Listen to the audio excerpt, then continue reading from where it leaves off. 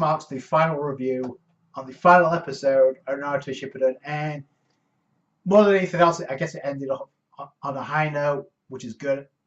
So the main part of this episode was Iruka finally getting his message across to Naruto.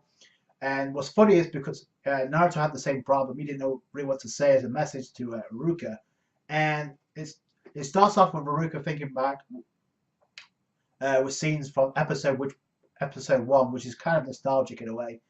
But I guess it's more of Iruka's getting the message across to Naruto. And we finally get the what Naruto wanted to say to Iruka, and it's basically, will you be my father for the wedding? Because he's more or less been a father figure for Naruto throughout the beginning parts of for Naruto as well as Jiraiya and of course Minato. But yeah, Iruka probably the first person that came to Naruto as a father figure, so that makes sense. And what's funny is Hinata had the same thing in mind. She kind of said the same thing to Iruka. This episode was more or less just the build up and the setup for the wedding, which would be the payoff. And it's a decent setup. It was a decent payoff, I guess. It took 7 to 6 episodes, I think, to get us here. And it's funny it takes over 6 episodes for Iruka to get his message across. But if nothing else, it's more set up a few things. More, I guess, the shipping pairings with Tamaru and Shikamaru. We got Sai and Ino. As well as Sakura getting a message from Sasuke, who sent that through email. Congratulations himself, but okay, it is what it is with Sasuke. So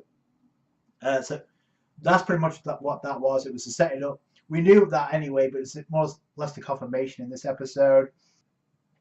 And obviously, the payoff was at the end of this episode with Hinata looking damn good in that wedding dress, by the way.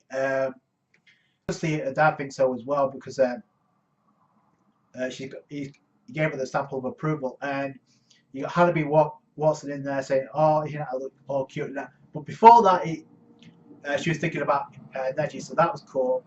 By the way, when everybody's saying their congratulations to everybody in front of that, and then you see Naruto staring at the Hokage statue, Minato, and then you see Hinata staring at Naruto. So that was a nice cycle, and I'm kind of stunned that they didn't add scenes of chapter 700 in there, and I think they're saving that for Boruto, which may make sense. But I wouldn't say shocked is the right word. It took me back a little bit because the episode pretty much ends off with the Naruto and Hinata walking up for the wedding, and finally we get the preview after the credits about Boruto and Naruto: The Next Generation starting April 5th, which we kind of already seen before, but.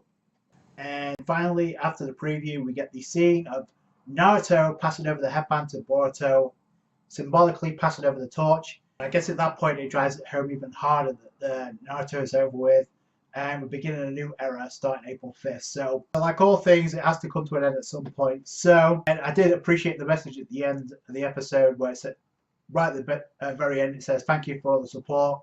So, I guess a shout out to everybody that supported Naruto for so many years.